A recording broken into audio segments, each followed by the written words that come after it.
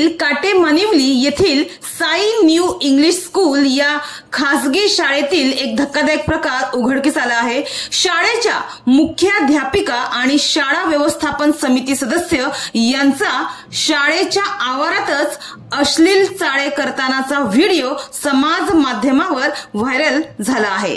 या दोघांवर कठोर कारवाई करण्यात यावी या मागणीसाठी संतप्त पालकांनी कोळसेवाडी पोलीस ठाण्यावर धडक मोर्चा काढला होता। पोलिसांनी मात्र या प्रकरणी फक्त एनसी दाखल केली आहे अशी माहिती मिळाली आहे। साई न्यू इंग्लिश स्कूलच्या मुख्याध्यापिका श्री लक्ष्मी हरिहरन आणि शाळा व्यवस्थापन समिती सदस्य रमेश चव्हाण यांचा शाळेच्या आवारात अश्लील चाळे करतानाचा व्हिडिओ सोशल मीडियावर व्हायरल झाल्यानंतर पालकांमध्ये संतापाची लाट उसळली आहे। संतप्त पालकांनी शिवसेना उद्धव बाळासाहेब ठाकरे पक्षाच्या भिवंडी लोकसभा संपर्क प्रमुख आशा रसाळ यांच्या मार्गदर्शनाखाली कोळसेवाडी पोलीस ठाण्यावर धडक दिली। आमची मुले या शाळेत शिक्षण घेत आहेत। जर असे अश्लील प्रकार शाळेच्या कार्यालयात आणि परिसरात घडत असतील तर याचा विपरीत परिणाम मुलांवर होऊ शकतो। त्यामुळे संबंधितांची चौकशी करून त्यांच्यावर कठोर कारवाई करण्यात यावी अशी मागणी यावेळी पालकांनी केली। शाळा ही विद्यार्थ्यांच्या शिक्षण आणि संस्काराचे ठिकाण असते आणि अशा ठिकाणी अश्लीलता समोर येणं ही अतिशय लाजिरवाणी गोष्ट आहे अशी भावना पालकांनी व्यक्त केली आहे। मात्र या संपूर्ण प्रकरणात ठाकरे गटाने देखील आक्रमक भूमिका घेतल्याचं दिसत आहे। ठाकरे गटाच्या महिला पदाधिकारी आशा रसाळ यांनी शाळा प्रशासनाच्या विरोधात कठोर कारवाई करण्याची मागणी केली आहे। तसेच शिक्षण मंडळाकडेही तक्रार करून कारवाईची मागणी करू असे त्यांनी सांगितलं आहे। दरम्यान या प्रकरणी कोळसेवाडी पोलिसांनी चौकशी करून कारवाई करण्यात येईल असं सांगितलं आहे। साई स्कूलमध्ये माझी मुलगी आहे, 7वीला आता गेली। तर काही तिथे घाणेरडे चाळे वगैरे चालतात समोर मैदानामध्ये वगैरे, की हे लवकरात लवकर काहीतरी कुठेतरी थांबलं पाहिजे किंवा गुन्हा दाखल झाला पाहिजे त्याच्यावर।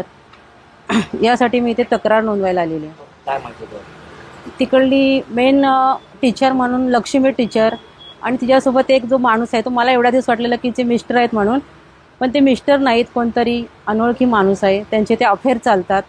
हे माझ्या मुलीवर वाईट परिणाम वगैरे होऊ नये किंवा शाळेतल्या कुठल्याही मुलावर परिणाम होऊ नये यासाठी मी इकडे आलेले आहे। कधी हा प्रकार घडलाय, कधी कोणी पाहिला, काय माहिती? मी स्वतः रोज मुलीला शाळेत घेऊन जाते, आणायला जाते, हे स्वतः मी डोळ्याने माझ्या बघितलेलं आहे। याबाबत तुम्ही काही शाळेला वगैरे काही सांगितलंय का, सूचना दिली का? नाही, डायरेक्ट मी इकडे पोलीस स्टेशनला आलेले आहे। इथे बदलापूरची जी घटना झाली त्यामुळं पालक असे धास्तावलेले असतात आणि ही जी साई इंग्लिश स्कूल आहे तर तिथे पण असेच सगळे गैरप्रकार चालू आहेत।